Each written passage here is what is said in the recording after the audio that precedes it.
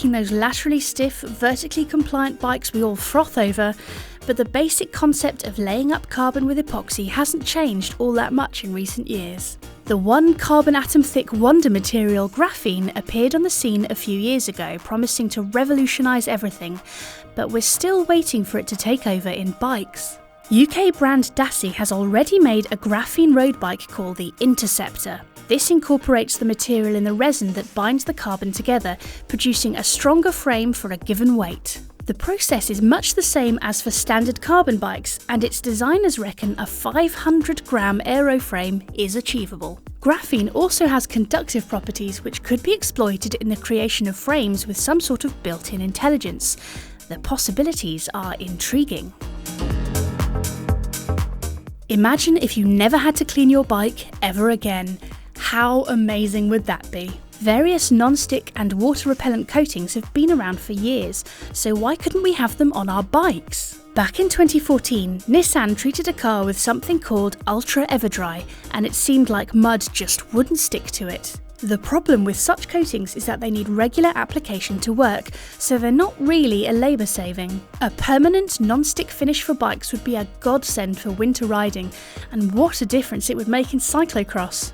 Washing bikes in winter is an unpleasant task, and one that can actually damage your pride and joy if you do it wrong and blast water into your bearings. The bike of the future might just need a quick shake for all the mud to slide off.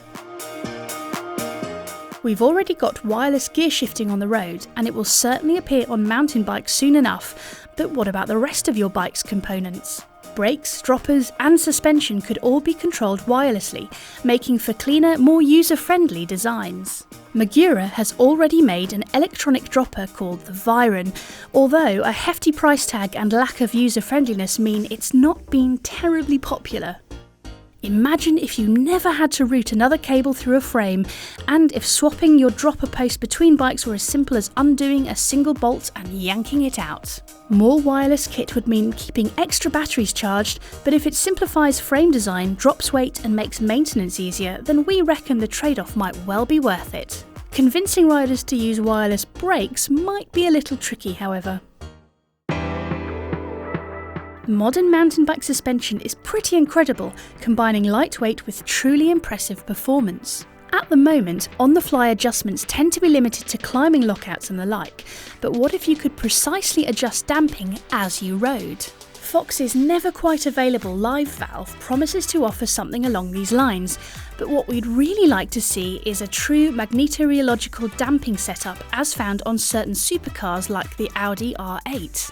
Magnetorheological systems use a damping fluid containing tiny magnetic particles whose behaviour can be controlled by electromagnets. By precise adjustment of a magnetic field, the viscosity of the fluid can be altered. In practice, this means you could radically adjust the feel of your suspension with the flick of a switch, or a computer could manage its behaviour for optimum performance. Like electronic gears, such a system would need to be powered, and that brings us to our final piece of tech. Piezoelectric materials generate a voltage when they are subject to mechanical stress, and this phenomenon can be exploited in some interesting ways. Way back in 2008, researchers at a French university were able to demonstrate that a piezoelectric generator could be used to produce a few milliwatts of power, theoretically enough to power a small LED light.